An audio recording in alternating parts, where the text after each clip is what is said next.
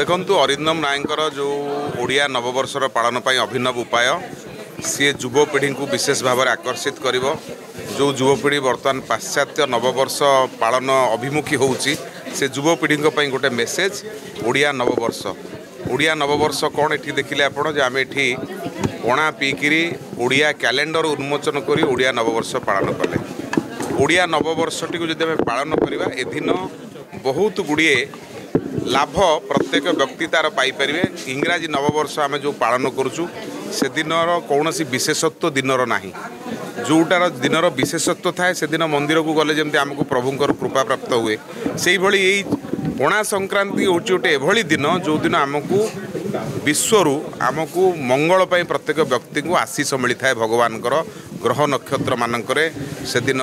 ग्रह नक्षत्र मानकर कस्मिक रे आम उपर पड़ी थाए तेणु ये दिवसटी आम समस्ते पालन कले या आम जीवन को परिपुष्ट करिबारे सहयोग हम तेणु जमती आम ओडिया मास अच्छी आपणकर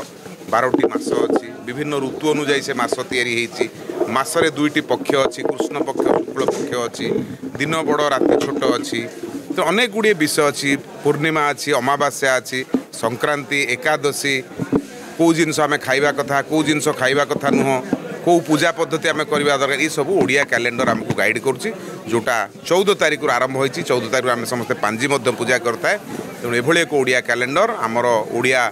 युव समाज को विशेष भाव में अरिंदम रायकर जो